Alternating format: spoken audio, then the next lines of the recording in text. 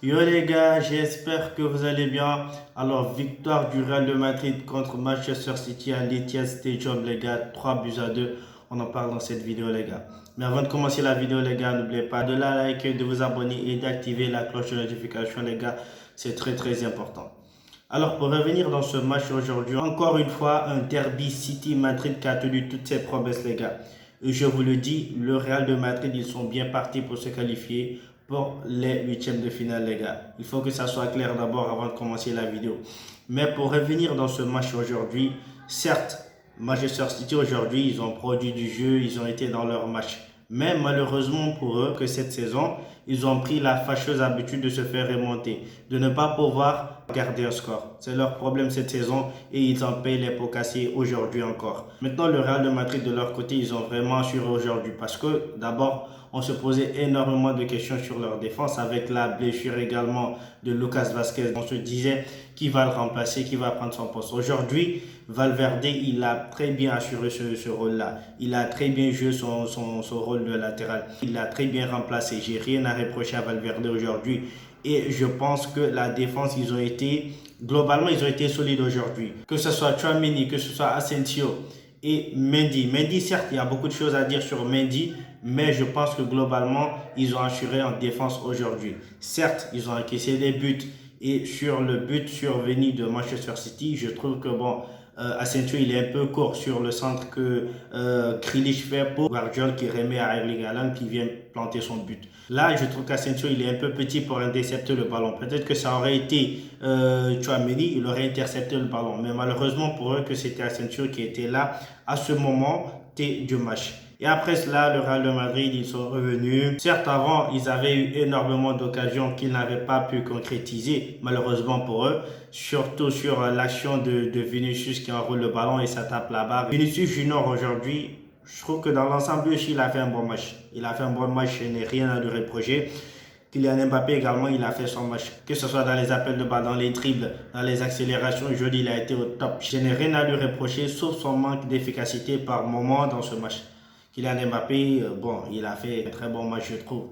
Et à part ça, parlons un peu du milieu de terrain du Real de Madrid. Aujourd'hui, Carlo Ancelotti, il est venu avec Camavinga, Bellingham et Ceballos. Ces trois milieux de terrain, aujourd'hui, franchement, ils ont assuré grave. Ceballos, je trouve qu'il est en train de monter en puissance. Parce que la passe qu'il a fait pour Kylian Mbappé lors de l'égalisation, c'est une très belle passe. Parce qu'il l'a fait dans le tempo. Et Kylian Mbappé, il n'était pas hors jeu, il est venu, il a planté son but. Franchement, c'est bien. Certes, il a provoqué un penalty. Ce sont des choses qui arrivent dans un match. Mais je trouve que globalement, lui aussi, il a fait un très bon match, Ceballos.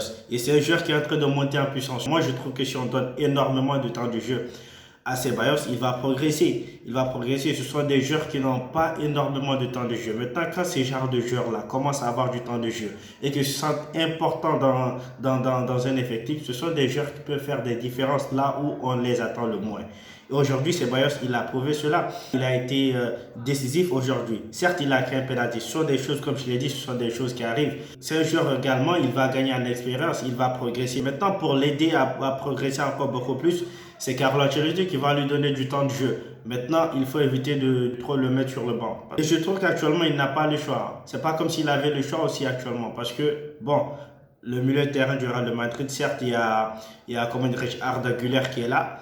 Mais Arda Güler, c'est quand même léger, je trouve, comparé à Ceballos aujourd'hui. Je trouve que dans l'impact, il apporte beaucoup plus qu'un Arda Güler. Arda Güler, c'est un joueur qui aime se projeter, c'est un joueur qui aime être décisif. Certes, il est bon dans la création et tout, mais Ceballos, c'est un joueur qui est beaucoup plus axé sur la récupération et la création.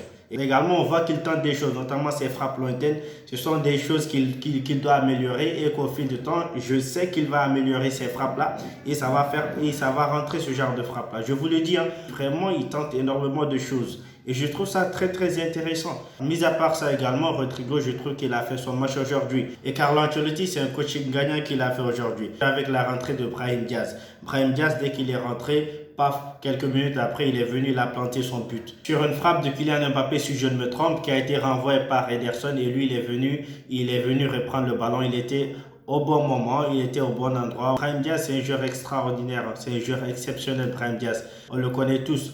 Brahim Diaz, s'il n'était pas au Real de Madrid, s'il part dans n'importe quelle autre équipe, je pense qu'il serait un titulaire indiscutable, Brahim Diaz. C'est un joueur extraordinaire, je vous le dis. Brahim Diaz, c'est un joueur, on doit mettre du respect sur son nom lui également. Certes, devant, il y a la concurrence, mais Brahim Diaz, les gars, c'est un joueur extraordinaire. Et dès qu'il est rentré, voilà, on a vu la différence. Dès qu'il est rentré, on a vu la différence. Et également, lors du dernier but, c'est une erreur de Rico Lewis lors du dernier but. Et je trouve qu'il a été trop naïf sur ce coup-là. Rico Lewis, il sait que c'est un petit gabarit. Donc, il ne doit à aucun moment sortir, essayer de dégager le ballon comme ça. Parce que Vinicius, déjà, il est beaucoup plus avancé que lui. Dès qu'il met le pied, il récupère le ballon. Et c'est ce qui s'est passé. Dès qu'il a essayé de dégager le ballon bêtement, Vinicius, il en a profité. Vinicius, il en a profité, il a récupéré le ballon, il est venu, il a essayé un lob, il a loupé le lob. Heureusement pour eux que Bellingham, il était là. Lui aussi, il était au bon endroit. Il est venu, il a planté son but tranquille. Manchester City, cette saison, ce sont leurs erreurs qui les tuent. Il n'y a rien d'autre qui tue le Manchester City aujourd'hui. Manchester City aujourd'hui, ce sont ce genre d'erreurs-là qui font qu'ils sont là où ils sont actuellement.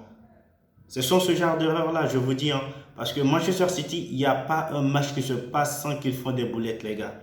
Il n'y a pas un match qui se passe sans qu'ils font des boulettes. Parce que je vous dis, cette boulette, elle va leur coûter cher, les gars. Parce que je vous dis, le Real de Madrid, ils sont déjà qualifiés. Guardiola et son équipe, ils peuvent plier leur bagage parce que cette saison, la Ligue des Champions, c'est terminé pour eux. Je vous le dis, le Real de Madrid, ils vont se qualifier, je vous le dis. Parce que le retour, les gars, le match retour, c'est au Santiago Bernabéu, les gars. On connaît tous le Real de Madrid, les grands soirs de Ligue des Champions au Santiago Bernabéu. Un stade plein, mais en plus également avec cette nouvelle rénovation du Santiago Bernabéu, un stade qui sera fermé, les gars. Ils ne vont rien entendre, les gars. Ils vont les envoyer en enfer, les gars. Ça sera un enfer pour Manchester City ce jour-là, les gars. Malheureusement pour eux qu'ils n'ont pas su profiter de l'avantage à domicile.